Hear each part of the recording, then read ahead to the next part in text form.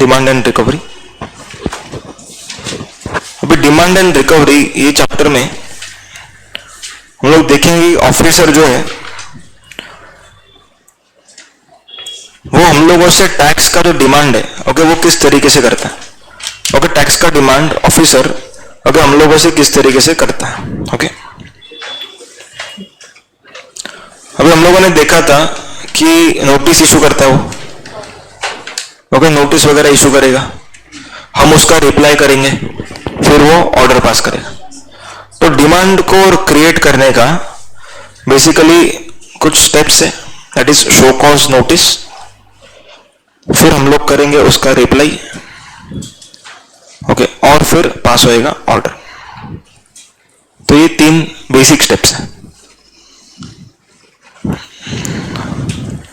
अभी show cause notice के भी पहले ऑफिसर हम लोग को एक इंटीमेशन देता है। ओके इंटीमेशन देता है कि मैं शो कॉज नोटिस निकलने वाला हूं। ओके इंटीमेशन दे रहा है, क्या इंटीमेशन दे रहा है कि मैं शो कॉज नोटिस देने वाला हूं।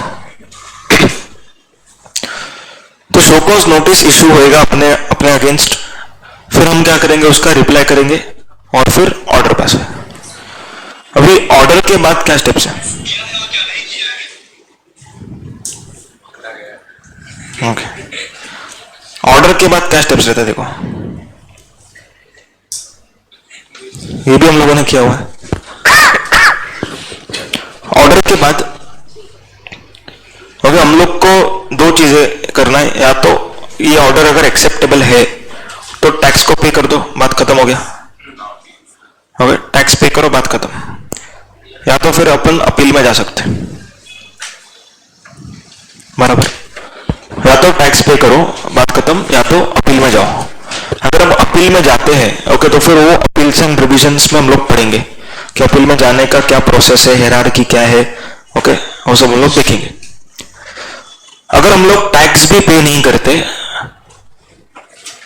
और अपील भी फाइल नहीं करता, देखो टैक्स भी पे नहीं किया, अपील भी नहीं किया, दोनों नहीं किया, तो ऑफिसर को क्या करना पड़ेगा?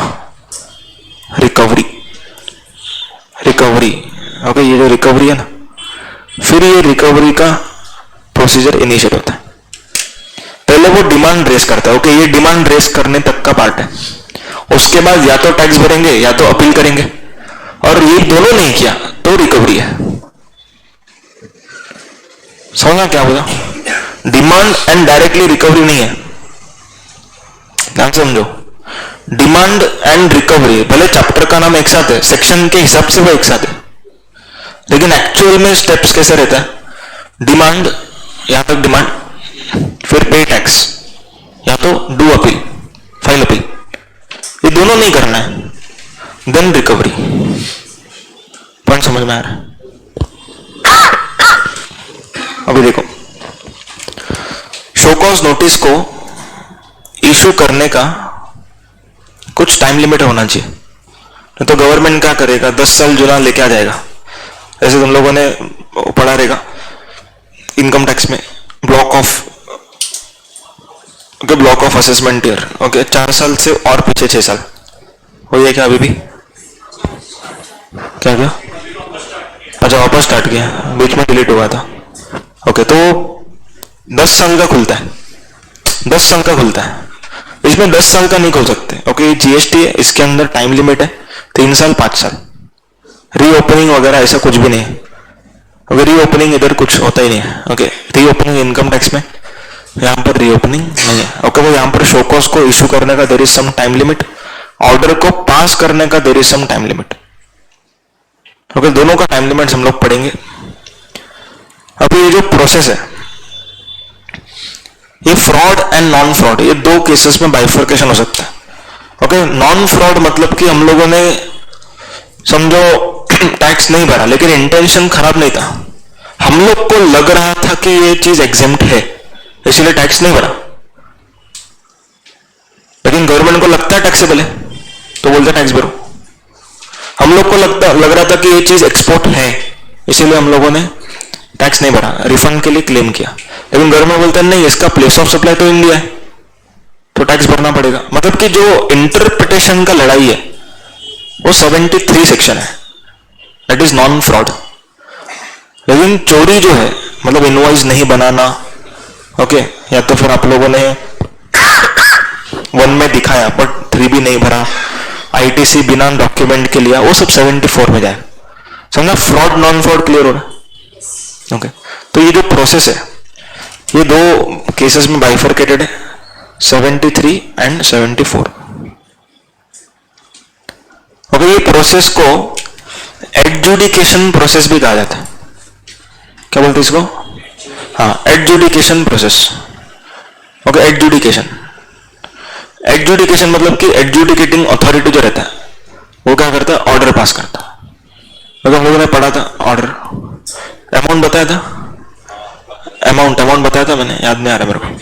हाँ बताया था, up to 10 lakhs, more than 10 lakh to 1 crore, more than 1 crore बताया था।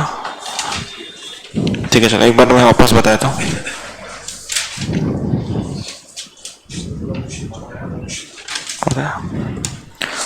अभी सुनो,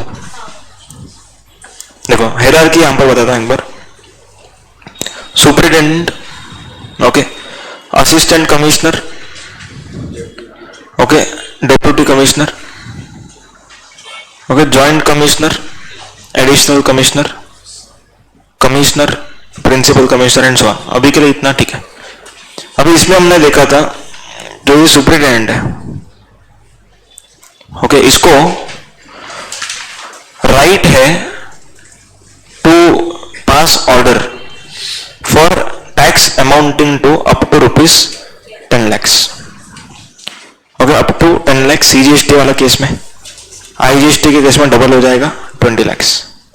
ओके, एसीडीसी को बोला हुआ है मोर देन 10 lakh का केस रहेगा तो आप लेना अप टू 1 करोड़। इन लोग को बोला मोर देन 1 करोड़। अरे समझ में? देखो क्या बोला, सुपरिटेंडेंट को बोला 10 लाख तक का केस आपको लेना है, more than 10 lakh up to 1 crore ACDC, more than 1 crore joint and additional. Clear? ये सीजीएसटी का लिमिट्स है। अगर खाली आईजीएसटी रहेगा या तो इंटर एंड इंट्रा दोनों ट्रांजेक्शन रहेगा तो फिर डबल हो जाएगा। Okay, 20, more than 20 up to 2, more than 2 crore. अभी ये तीनों जो है, ये तीनों को कहा जाता है एडजुडिकेटिंग अथॉरिटी। ये तीनों को क्या बोलेंगे? Adjudicating authority. मतलब ये लोग का काम क्या है?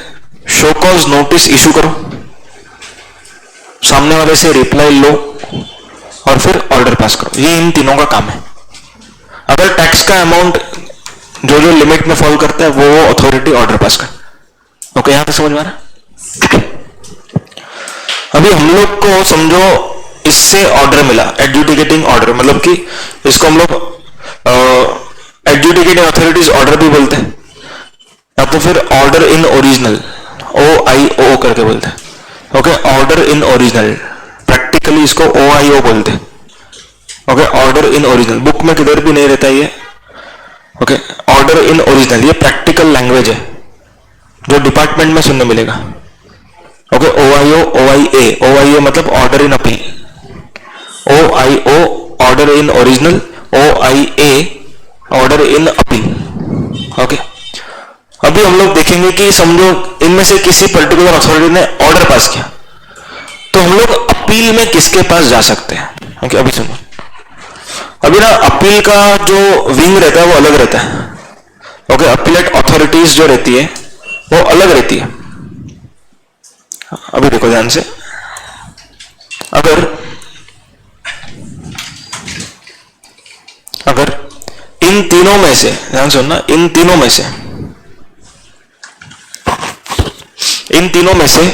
अगर किसी ने भी ऑर्डर पास किया, एक सेकंड,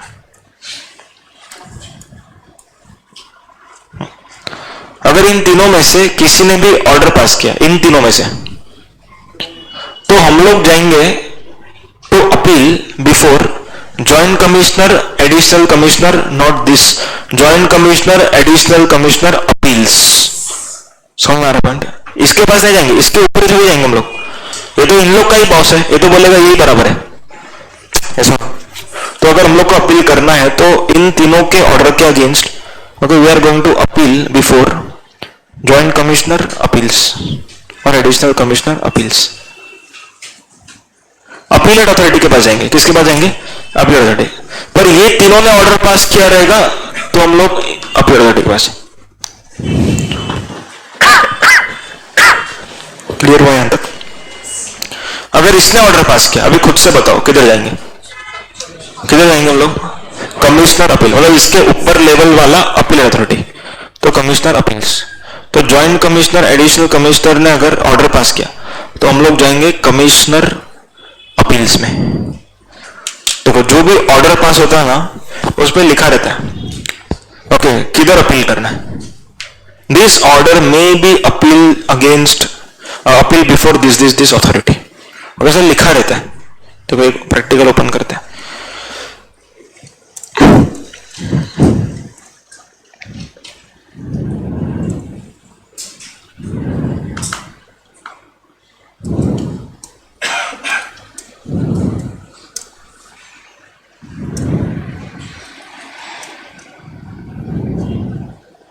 देखो ये क्या, ऑर्डर इन ओरिजिनल।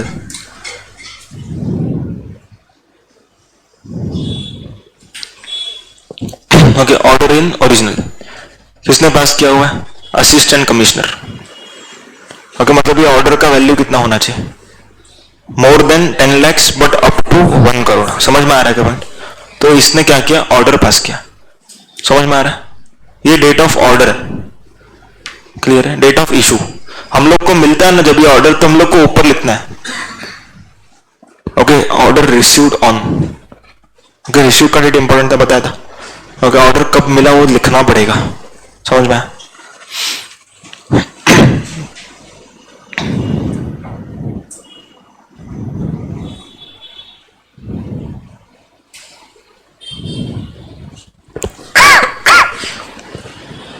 देखो अभी यहां पर इसका डिन नंबर करके रहता है ओके डिन नंबर रहता है और इन सबको ये कॉपी भेजते हैं ओके कोई सुप्रिटेंडेंट हो गया और अब उसके अंडर के लोग जिनको हम लोग को क्या करना, कोई डॉक्यूमेंट देना है तो हम लोग उसके साथ करस्पॉन्डेंस कर सके। क्लियर है क्या? इसके स्टार्टिंग के पैराग्राफ में लिखा रहता है कि किसको हम अपील कर सकते हैं। देखो the appeal should be filed, हाँ यहां पर देखो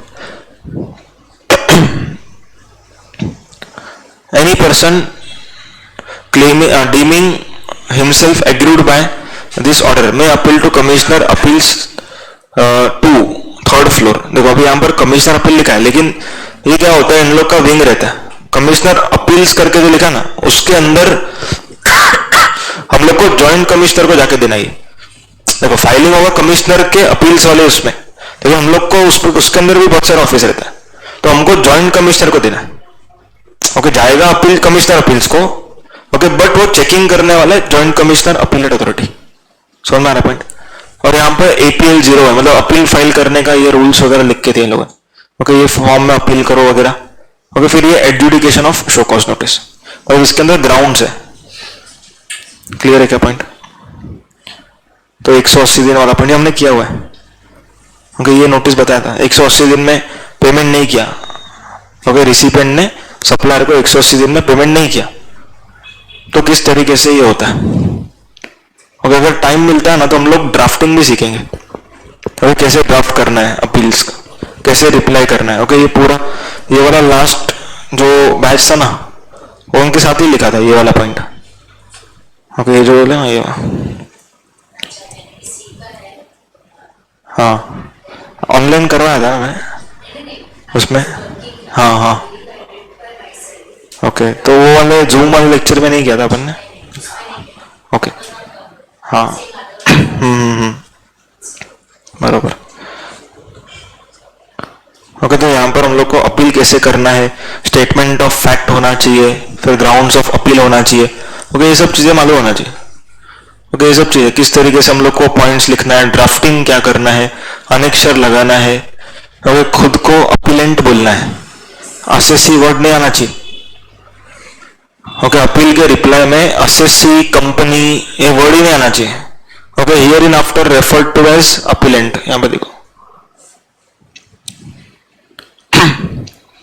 ओके, तो यहां पर डायरेक्टर वगैरह है, तो MI रियल्टी करके पार्टी है, तो उसको हम लोग अपीलेंट ही बोलेंगे, अपीलेंट. तो पूरे इसमें कभी भी इन लोग का नाम या फिर असेसी या तो कंपनी या तो क्लाइंट, ये सब वर्ड यूज होना चाहिए. ये सब शोकॉज के रिप्लाई में अपीलेंट वर्ड यूज होना चाहिए. समझ में आ रहा है?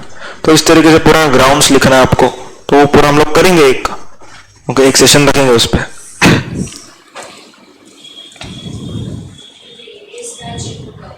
हाँ, पिछले बैच में पूरा हम लोग को वर्ड पे लिखवा, मतलब मैंने लिखा था उनके सामने, केस लॉ कैसे ढूंढने का, कौन सा केस लॉ रेलेवेंट रहता है, कैसे समझने का.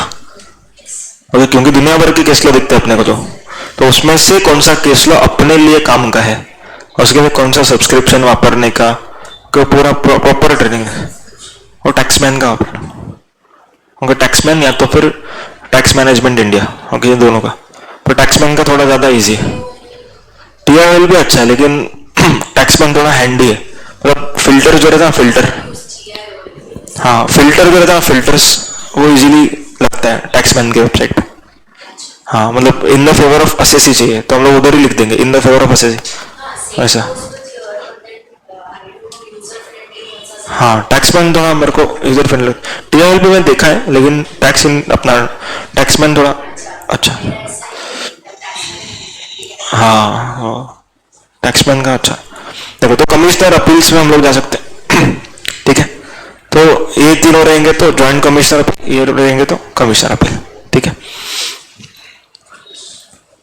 अभी अगर मान के चलो डिपार्टमेंट ने ऑर्डर पास किया, ध्यान सुनना. अभी डिपार्टमेंट ने क्या किया?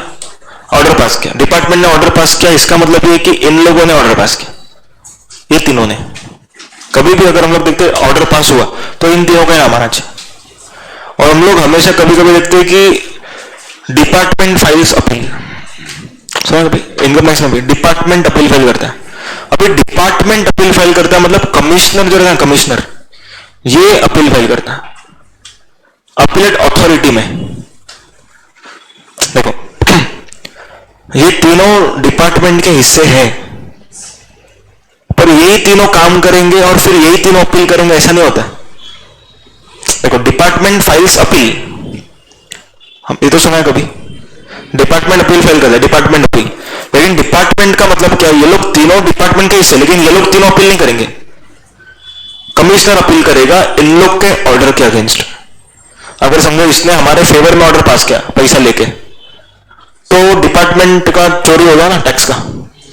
तो कमिश्नर ये अगर देख रहे हैं तो कमिश्नर क्या करेगा? अपील फाइल करेगा. हाँ, ये इन तीनों का बॉस है इन शॉर्ट. हाँ, यस. डिपार्टमेंट अपील का दूसरा नाम होता है review application. Okay, department appeal का दूसरा नाम क्या रहता है? Review application.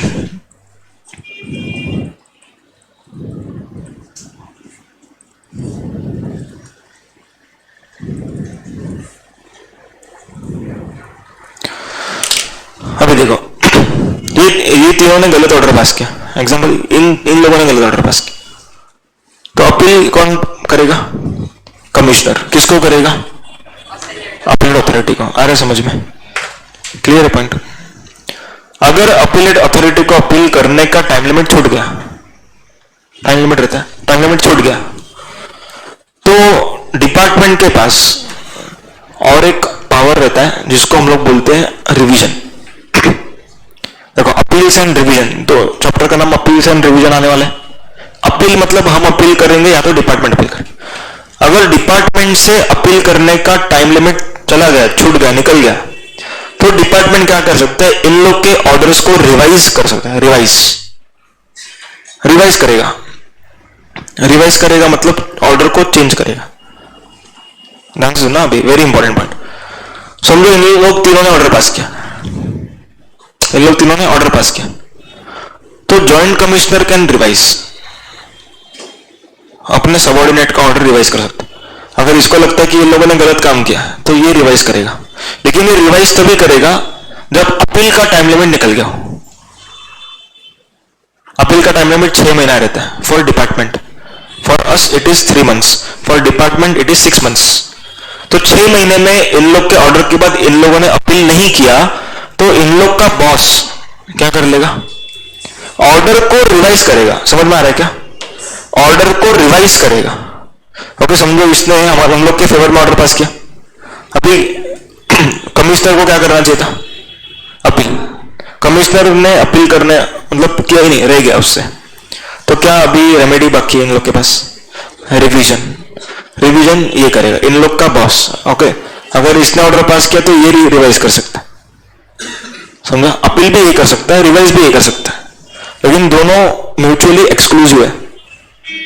अपील हो गया मतलब अपील का टाइम लिमिट हो गया तो रिवीजन, अगर अपील का टाइम लिमिट बाकी है तो रिवीजन अभी नहीं कर सकते, बाद में। पॉइंट समझ में आ रहा है। अभी रिवीजन अगर कर रहे हैं हम लोग तो उसका क्या इंप्लीकेशन है, देखो यहां पर सुपरिटेंडेंट है, यहां पर असिस्टेंट कमिश्नर, डेप्यूटी कमिश्नर, यहां पर जॉइंट एंड एडिशनल, ठीक है।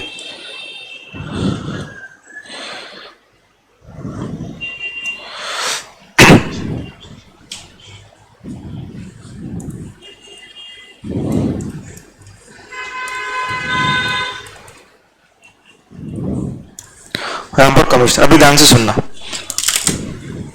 अगर समझो इन लोग तीनों ने ऑर्डर पास किया तो हम लोग अपील के लिए किधर जाने वाले थे, joint commissioner, additional commissioner, appeals, बराबर है। अगर इसने ऑर्डर पास किया तो हम लोग किधर जाने थे, कमिश्नर अपील्स में जाने थे। अब सुनो, अगर ये अथॉरिटी का ऑर्डर मतलब एसीडीसी सुप्रीम इन तीनों का ऑर्डर अगर इसने रिवाइज किया, रिवाइज, हाँ, ऑर्डर को रिवाइज किया, इसने रिवाइज किया, इन तीनों के ऑर्डर को किसने रिवाइज किया, जॉइंट एडिशनल ने। अभी रिविजनल अथॉरिटी ये बन गई, रिविजनल जो ऑर्डर हुआ है, नया order, revised order, revised order के अगेंस्ट अभी हम लोग को अपील करना है। देखो इसके ऑर्डर के अगेंस्ट हम अपील कर रहे, क्या नहीं किया, क्यों नहीं किया, अपने फेवर में, तो इसने पूरा घुमा दिया, हम लोग के अगेंस्ट कर दिया। अभी ध्यान से सुनना, अभी जो जिसने ऑर्डर पास किया ना, रिवीजन अथॉरिटी ऑर्डर, इसने किया, okay, he is as good as, मतलब इसका जो रैंकिंग है वो सेम रैंकिंग है जिधर हम अपील करने जाने वाले थे। देखो इसके ऑर्डर के अगेंस्ट हम इधर जाने वाले थे, पर सेम रैंकिंग वाले ने ऑर्डर को रिवाइज किया, सेम रैंकिंग वाले ने ऑर्डर को रिवाइज किया, तो अभी हम लोग इसके पास जाएंगे ही नहीं। कमिश्नर अपील जा सकते क्या, अल्टीमेट ऑर्डर तो इसका ही है। ओके, ये ऑर्डर पास नहीं कर रहा, ये ऑर्डर को रिवाइज कर रहा है। तो अभी गवर्नमेंट क्या बोलती है कि रिवाइज्ड ऑर्डर के सामने आप अपीलेट अथॉरिटी के पास नहीं जा सकते, आपको इसके ऊपर जाना है। ओके, आईटेट रहता मालूम है, वैसे ही GST 80, okay, GST 80, okay, that is GST appellate tribunal. तो रिवाइज्ड ऑर्डर के अगेंस्ट हम लोग डायरेक्टली इधर जाएंगे, not to appellate authority. Revised order के अगेंस्ट हम किधर जाएंगे, हाँ, जीएसटी में जाएंगे। क्यों जीएसटी में जाएंगे, क्योंकि जिसने रिवाइज किया उसका और अपीलेट अथॉरिटी का दोनों का रैंकिंग सेम है, दोनों का रैंकिंग सेम है, ये भी जॉइंट एडिशनल है, ये भी जॉइंट एडिशनल है।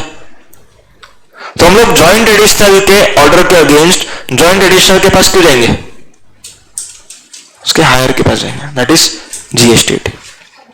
कमिश्नर के उधर नहीं जाएंगे, क्यों नहीं जाएंगे, क्योंकि अल्टीमेट ऑर्डर तो इसका ही था, इसके ऑर्डर के लिए डायरेक्टली इधर नहीं जाएंगे हम लोग। ओके, अभी डायरेक्टली इससे भी हायर अथॉरिटीज के पास जाना, मतलब वो लेवल के ऊपर, ये पूरा लेवल जो है ना अपीलेट अथॉरिटी का लेवल, ये लेवल के ऊपर चले जाएंगे, अभी हम लोग इधर ही जाएंगे डायरेक्ट। ओके, ये अभी इसके बाद हम लोग अपील्स में पढ़ेंगे, तब तक हम लोगों ने जो सीखा वो रिवाइज कराता हूं। देखो, ऑर्डर जो लोग पास करते हैं उसको बोलते हैं एडजुडिकेटिंग अथॉरिटी। एडजुडिकेटिंग अथॉरिटी के ऑर्डर के अगेंस्ट अपील किया जाता है टू अपीलेट अथॉरिटी। अगर ये तीनों एडजुडिकेटिंग है तो joint commissioner, additional commissioner is appellate authority.